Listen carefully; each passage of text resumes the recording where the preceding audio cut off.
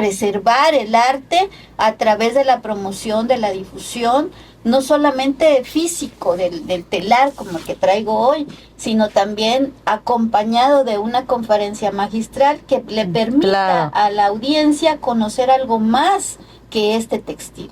Esta historia que cuenta este huipil que hoy traigo y que es importante siempre mencionarla. Uh-huh. Entonces eso me fue llevando, las personas me van escuchando, me van invitando y de pronto recibo invitaciones para hacer estas exposiciones de pasarelas, pero también exposiciones simbólicas. Y esas exposiciones simbólicas son las que le dan el valor agregado a una simple presentación de moda, uh-huh, ¿no? Porque claro, yo no expongo algo de moda, sí, yo expongo una cultura, una tradición, una preservación de la identidad. Le das como otra esencia, sí, ¿no? Tengo otra esencia y eso me llevó a Suiza. Hola, ¿cómo están? Bienvenidas, bienvenidos a este su Universo Violeta. Y hoy, como siempre, tenemos invitadas de lujo, pero no quiero dejar antes de reconocer y saludar a mi querida Pau Conde, por fin juntas, hermana. Ay, sí, hola, ¿cómo están? Estamos aquí en su Universo Violeta por el 7. Y bueno, qué bueno tenerte nuevamente, que no estuviste la semana pasada. Pero ahorita vamos a platicar con nuestra invitada, que me da muchísimo gusto tenerla, saludando también a las personas que nos están viendo aquí detrás de cámaras. Gracias, Luis. A Oliver, hijo de nuestra invitada, también saludos. Al pequeñín Oliver. Muy bien. Oye, Vicky, que así te conocemos todas y todos con mucho cariño y con mucho afecto, pero María Victoria Espinosa Villatoro es tu nombre completo y es una mujer encomiable a quien tengo el gusto de conocer, compartir causas, pero sin duda hay muchas cosas que también desconocía de ti y que seguramente la ciudadanía también quisiera conocer. Tú eres, y siempre lo dices orgullosamente, te reconoces como una mujer indígena, tzotzil, originaria de Venustiano Carranza, que además aquí porta orgullosamente una blusa, ¿no? Con los textiles justamente de tu tierra. Eres profesora investigadora, eres artesana diseñadora, que también nos vas a contar que haces de todo un poquito, que también te has metido a esa parte, conductora de televisión y activista, pero además profesora investigadora de la UNACH, eres licenciada en economía, maestra en administración, doctora en estudios regionales con beca CONACYT, en donde obtuviste, la máxima distinción con mención honorífica. Bueno, en fin, eres una mujer súper,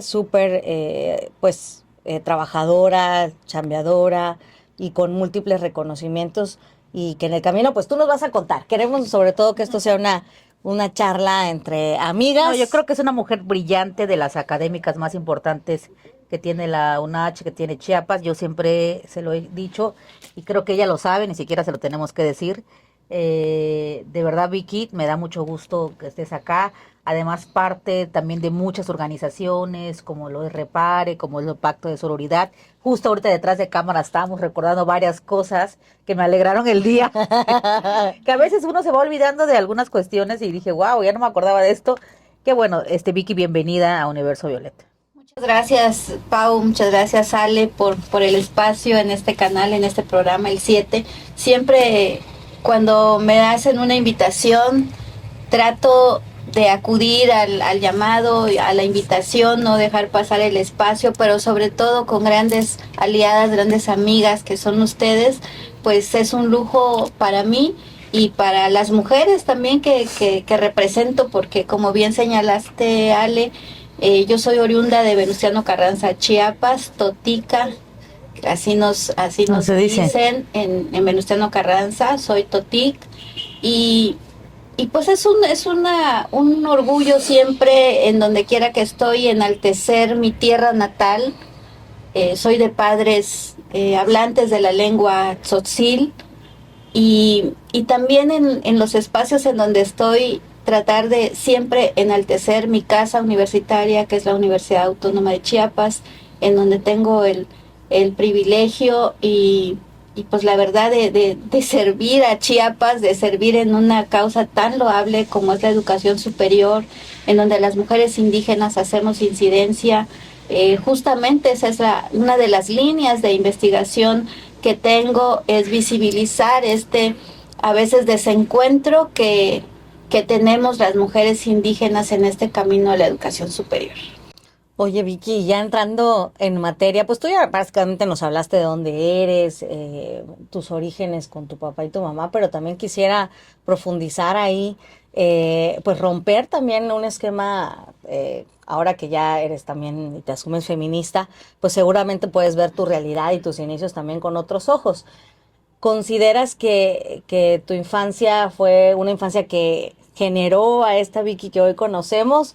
¿O de alguna manera también tú trajiste esta fuerza y este brío para decir, pues más allá de lo que me puedan decir, que las mujeres no podemos, etcétera, yo sí voy a encaminar mis pasos hacia seguir estudiando y prepararme? ¿Cómo fue esa parte?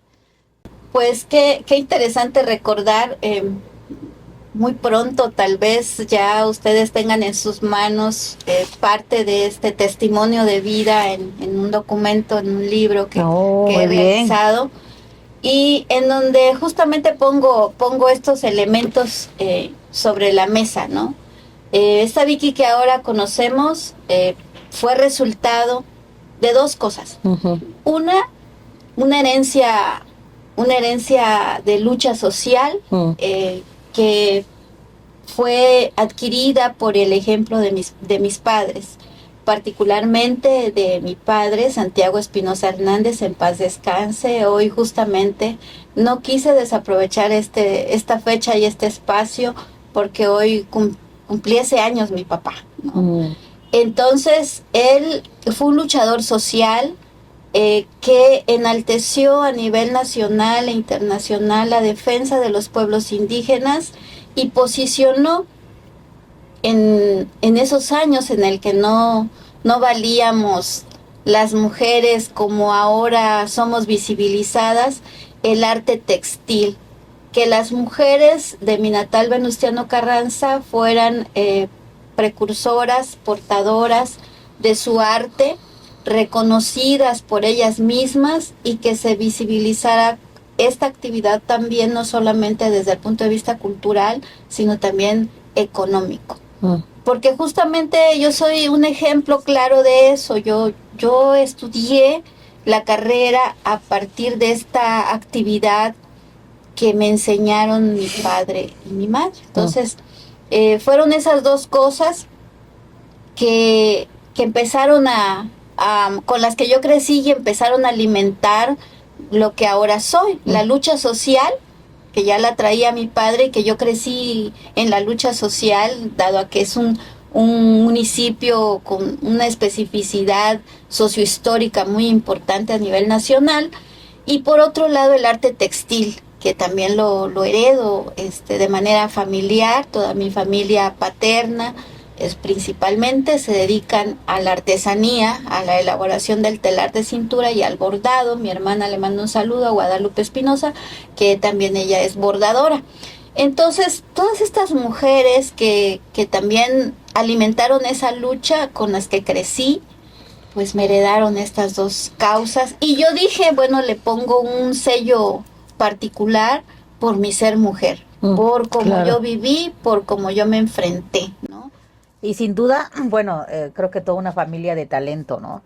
En muchas ocasiones hemos tenido la oportunidad de platicar, Vicky, y siempre hablas de tu papá, de esta herencia, de este legado, que de alguna forma tú has llevado, has seguido, has sido como la vocera, y no solamente de él, sino de tu pueblo, de las mujeres de la zona, de pues las mujeres indígenas de esa región. Y con todo esto que pues has trabajado y has estado cerca de muchas mujeres indígenas, a mí me gustaría saber en qué momento te identificaste feminista. Luego suele pasar que ya lo eras sin saberlo a lo mejor, o sin decirlo, soy feminista, ¿no? O sea, yo me reconozco así, empiezo a hacer como una retrospectiva desde cuándo, y yo decía, bueno, no me decía yo feminista, pero ya lo era, ¿no? Entonces no sé tú en qué momento consideras que te pudiste identificar como feminista. Hay una fecha muy importante que es el Movimiento Zapatista de Liberación Nacional. Justamente yo era estudiante y tenía mis maestras, la doctora Leticia Pons Bonals, por ejemplo, Valda Barrios, en paz descanse.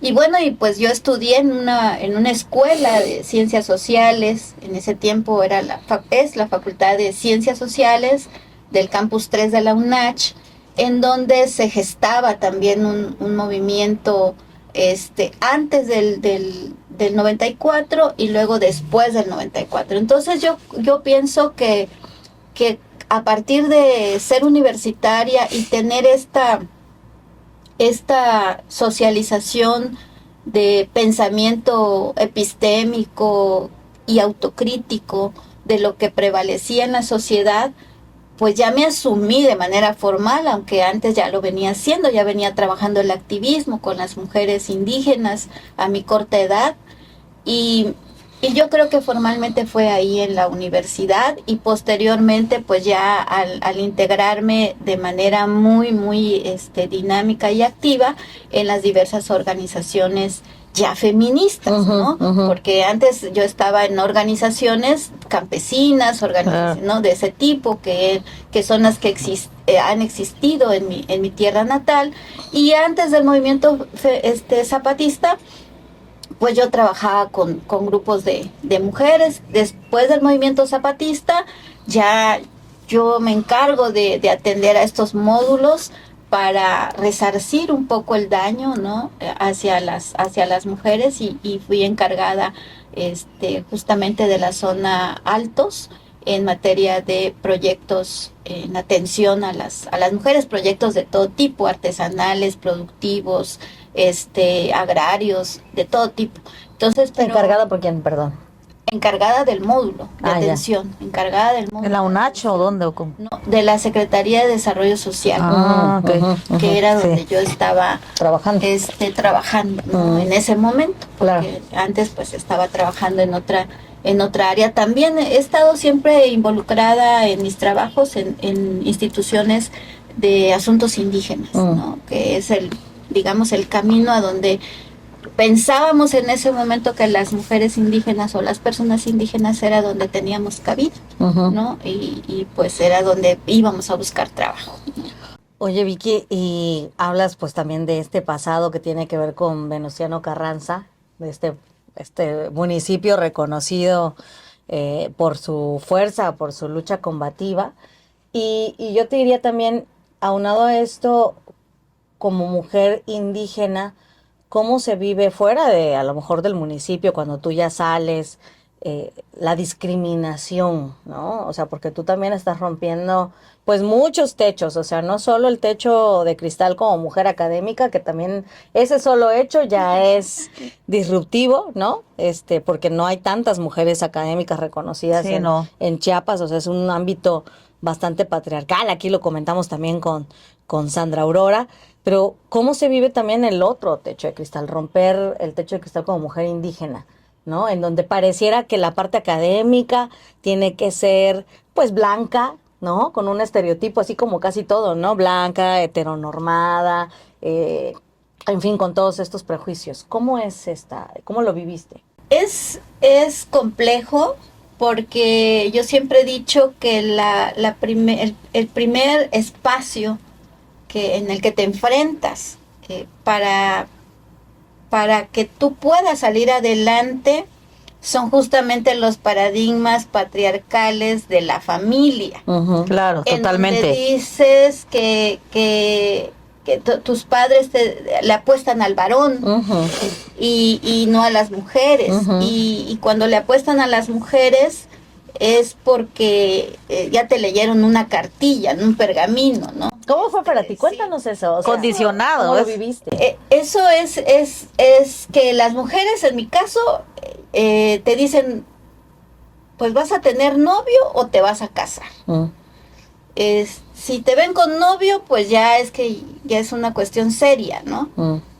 Más cuando estás en la preparatoria. Entonces fue una condicionante, ¿no? Decir mis papás ambos, porque se ponen de acuerdo, decir, bueno, si vas a estudiar, pero necesitamos que nos garantices que en realidad vas a estudiar y no te vas a casar, ¿sí? O sea, es casi, o sea, o una o la otra. Una u otra. Ok. Sí, Como si el casamiento era una carrera, y el casi. no casarse implica no novios, Tú. sí, no novios, porque el tener novio es que ya te están atormentando en tus pensamientos. Esas condiciones tienes que poner a Oliver también. Ajá. Entonces fue así, de decirme mi papá, ¿Lo sí, oíste, hijo?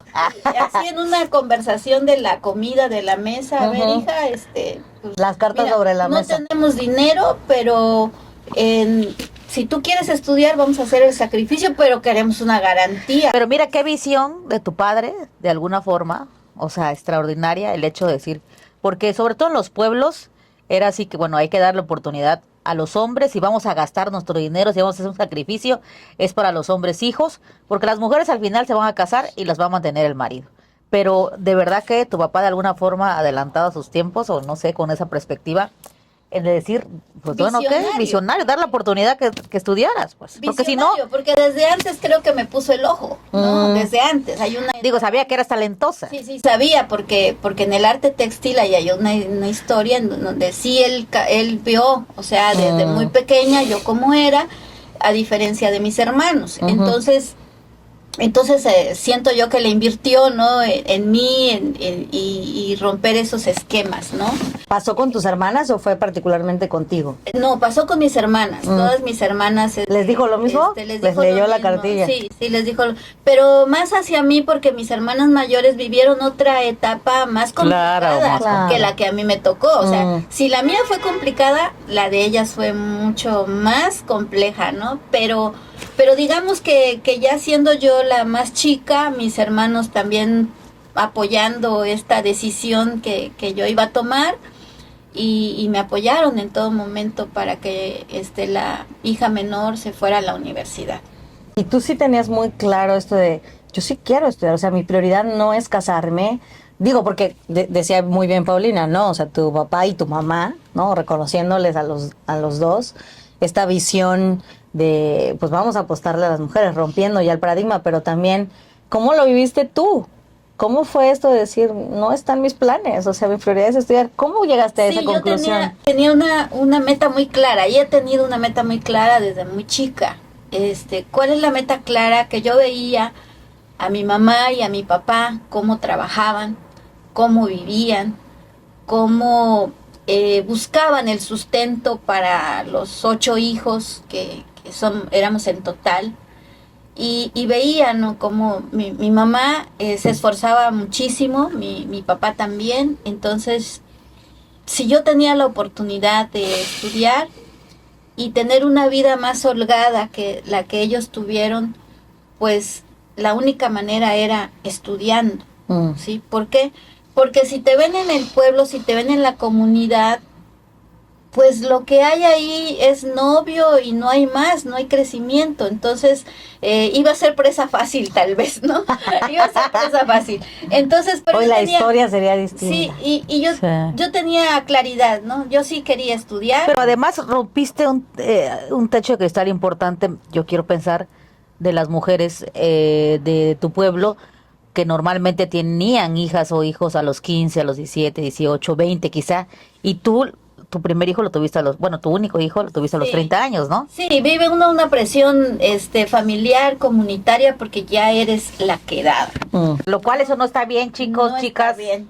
Por favor. Pero fíjate que es una edad importante porque ya concluiste. Yo siempre tuve la meta de decir, bueno, yo sí voy a estudiar. Y mi padre me decía, estudiar la universidad significa cerrar el círculo, y eso nunca me voy a olvidar, de cerrar los círculos.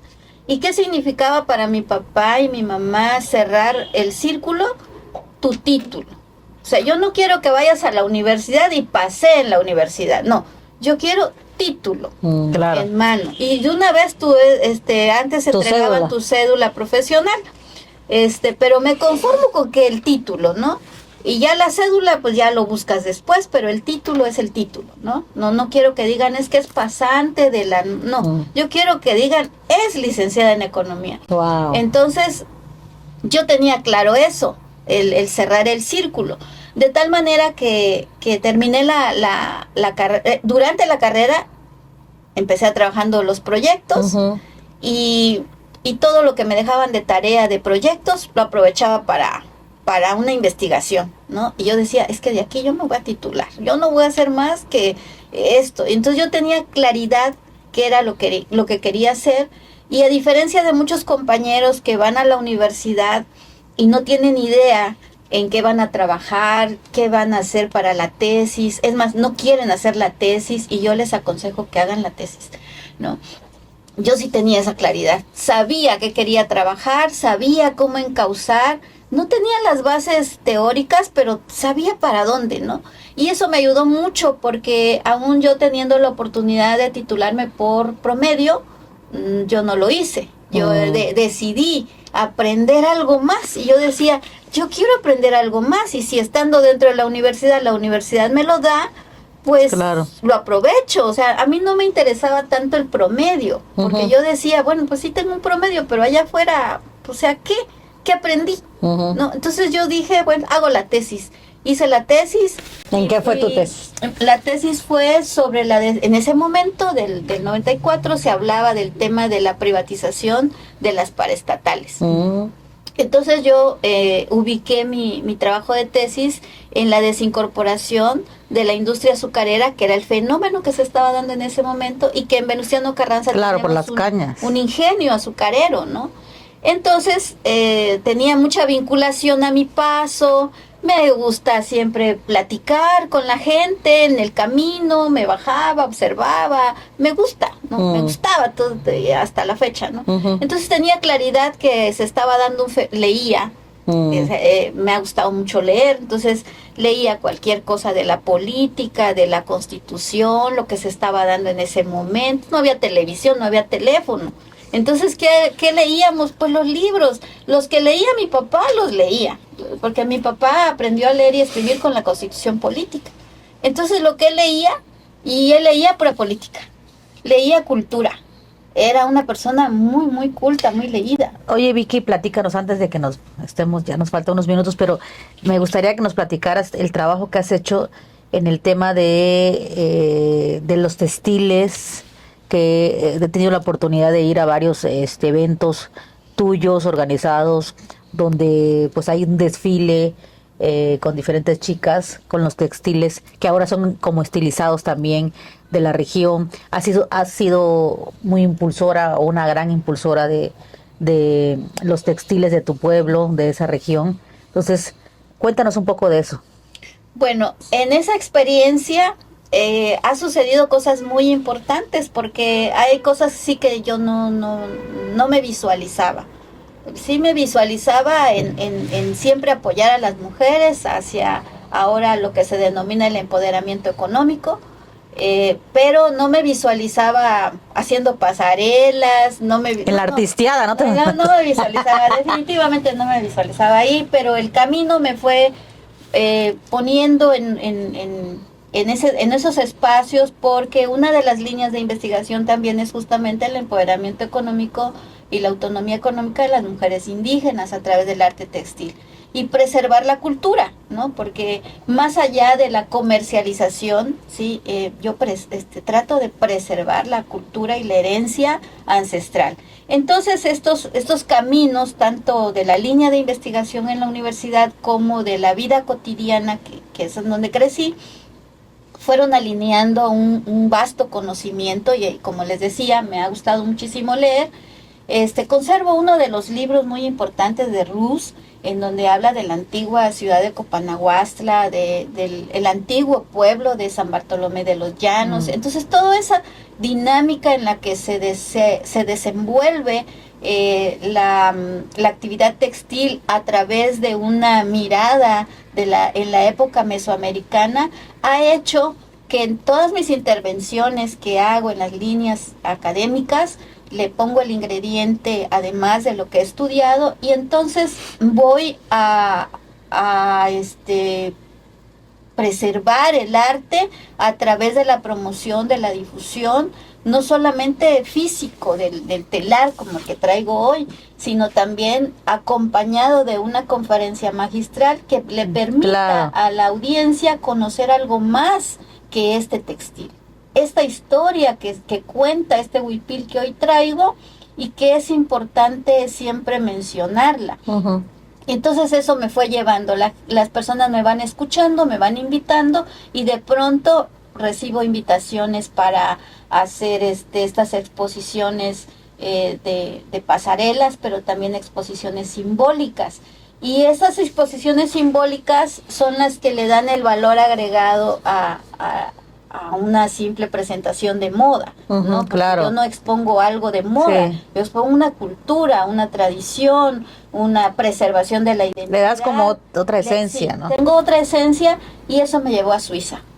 Eso me llevó a estar en A brincar el charco. sí. Vaya que sí. A estar en la embajada de Berna en Suiza, también en Ginebra, y fue una experiencia extraordinaria. Yo he hecho vínculos con algunos otros países, pero virtuales, de enviar tal vez el textil que nos encargan a través de la paquetería, pero no llegar al lugar. Entonces fue una experiencia magnífica en Europa y eso, pues la verdad es también importante y decirlo, que también uno puede salir porque no fue solamente el que va a Vicky, o sea, fui también con el respaldo de la Universidad Autónoma de Chiapas, que ha abrazado muchísimo este saber, este conocimiento, esta línea de investigación que tengo y que en todo momento ha procurado visualizarlo, visibilizarlo, pero también reconocerlo. Entonces también recibir los reconocimientos de la universidad, pues es un gran halago. Que tu casa universitaria te reconozca, pues yo creo que no le sucede a cualquiera y pues eso indudablemente enaltece a la actividad que hacemos como mujer indígena y a las mujeres que están detrás, porque son historias que puedan motivar, ¿no? a las demás mujeres que me están escuchando.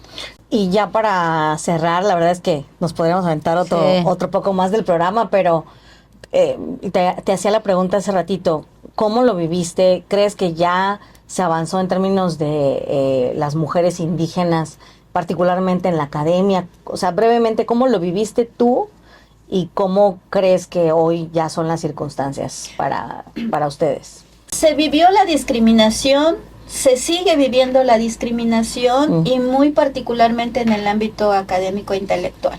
Sí, de por sí el ámbito académico son espacios de poder, porque el conocimiento es poder, ustedes no me van a dejar mentir. Sin duda. Es poder. Entonces, cuando una mujer generalmente llegue a un espacio académico reconocido por las instituciones que avalan la credibilidad de la productividad del conocimiento, pues estás invadiendo un territorio estereotipado en el que el hombre piensa. Que siente que solo les pertenece a ellos. Que solo le pertenece a ellos, invades ese espacio. Pero pues estamos incidiendo, estamos avanzando, seguimos viviendo la discriminación, eso no es porque en el siglo XXI, a pesar de que tenemos ya una normativa bastante amplia, pues la realidad nos dice otra cosa, ¿no? La realidad, pero pienso que en la medida que las mujeres indígenas vayamos avanzando, vayamos pues explorando estos espacios, es la manera también de ir entrando en el espacio que nos corresponde, porque no es un regalo, o sea, es entrar con las credenciales que tengas en tu productividad, con la rigurosidad científica que te piden, que te solicitan, y no es un regalo, es entrar en estas dimensiones. ¿Y qué se requiere? Se requiere compromiso personal, se requiere un carácter pues también académico de incidencia en estos espacios, y también se requiere tener como esta visión, ¿no? De anidar en tu corazón que quieres un cambio en la sociedad, y yo creo que Vicky Espinosa, a través de todas las actividades que realiza, pues trata siempre de enaltecer el trabajo de las mujeres indígenas, pero también el trabajo que se realiza no solamente en la vinculación comunitaria, sino también en la generación del conocimiento. Pues un aplauso, por favor, para nuestra Vicky Sí. preciosa. La verdad Te es que admiramos. siempre es un gusto tener, bueno, hemos tenido un sinfín de mujeres talentosas, brillantes. Tú ahora desde la academia, con todo ese talento que traes, tu padre, tu madre seguramente muy orgullosos de ti, querida Vicky. Gracias. Y bueno, nos tenemos que ir, hermana. Sí, reconocerte por todo tu trabajo. Yo creo que también eso hay que decirlo, reconocer a tu papá y a tu mamá también. Y hoy que también celebraría su cumpleaños, y qué bonita forma de honrarlo y ser parte de eso. Y pues este es el espacio para visibilizar a mujeres como tú, que han roto paradigmas y que han abierto también un camino para las nuevas generaciones, ¿no? Y que pues también hay todavía retos y hay que visibilizarlos y hay que hablarlos. Pues muchas gracias. Gracias. Muchas gracias, Gracias. al público de Universo Violeta y del 7. Muchísimas gracias. Gracias, Luis. Nos vemos el próximo jueves. Nos vemos. Compartir de Sí, porque no es feminista.